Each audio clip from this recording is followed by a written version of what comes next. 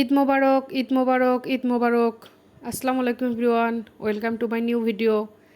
কেমন আছেন সবাই? তো আজকে সারা দিনের মধ্যে এই একটাই লং ভিডিও বানাইছি। তো ঘুম থেকে উঠেই আগে হচ্ছে একটু হালকা নাস্তা বানিয়ে নিলাম, সেমাই রান্না করে নিলাম। তো সেমাই রান্না করে খাওয়া দাওয়ার পর এদিকে আমার শ্বশুরমশাই নামাজ পড়ে আসলো, আসার পর এদিকে গরুও কুরবানি হয়ে গেছে, সব কিছু রেডি। তো এদিকে রান্নাবান্না রেডি। তো সত্যি কথা বলতে কি আমি এত ভিডিও নিতে পারি নাই।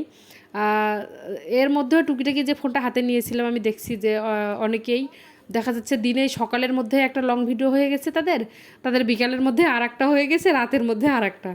তারা কিভাবে করে আমি জানি না, কারণ আমার সব আমার না, আমার বাড়িতে হচ্ছে আমি, আমার যা, আমাদের একজন হেল্পিং হ্যান্ড আছে, সবাই মিলে আমরা কাজ করি, তাও কুল কিনারা পাই না। তারা কিভাবে করে জানি না, হয়তো তারা কিছুই করে না, ওদের বাসায় হয়তো আরও অনেক বেশি হেল্পিং হ্যান্ড আছে। তো যাই হোক, এদিকে রান্নাবান্না হচ্ছে। আর সারাদিনে টুকিটাকি যদি একটা পিক ছাড়ছিলাম, আর হচ্ছে হয়তো একটা মনে হয় রিলস ভিডিও ছাড়ছিলাম।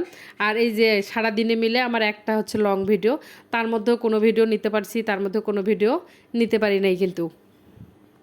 আর হ্যাঁ, আচ্ছা, কুরবানির মাংস, হ্যাঁ শুধু কুরবানির মাংস না, আচ্ছা আমাদের বাসা বেশি আত্মীয় স্বজন আসলে আমরা কিন্তু খড়ির চুলায় রান্না করি। এটা তো আপনারা জানেন, আমি তো মাঝে মাঝে শেয়ার করি। এতগুলো রান্না কিন্তু গ্যাসে সম্ভব না। শহরের মানুষেরা হয়তো বেশি বেশি রান্নাও গ্যাসে করে ফেলে, কিন্তু আমরা যারা গ্রামে থাকি আমরা কিন্তু চুলায় করি। হচ্ছে খড়ির চুলায় আমরা চলে গেছি, আর আমাদের চুলাও কিন্তু অনেক হচ্ছে আরামের চুলা, কিন্তু খুব ভালো জ্বলে।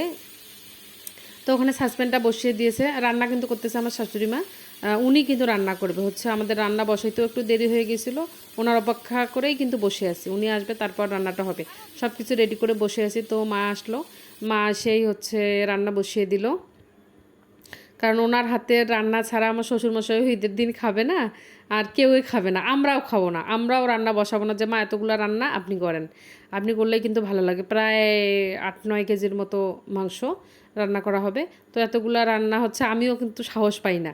আমি যদিও আমি রান্না করি প্রতিদিনই, কিন্তু এতগুলো রান্নার সাহস কিন্তু আমি পাই না এখন পর্যন্ত। হাইয়েস্ট আমি মনে হয় 5 কেজি মাংস রান্না করছি, এর বেশি কিন্তু মাংস আমি রান্না করি নাই কখনো।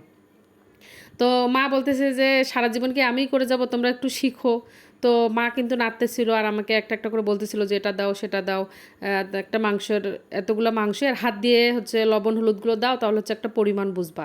তো আমিও ওভাবেই করতেছিলাম, মা যেভাবে যেভাবে বলতেছিল।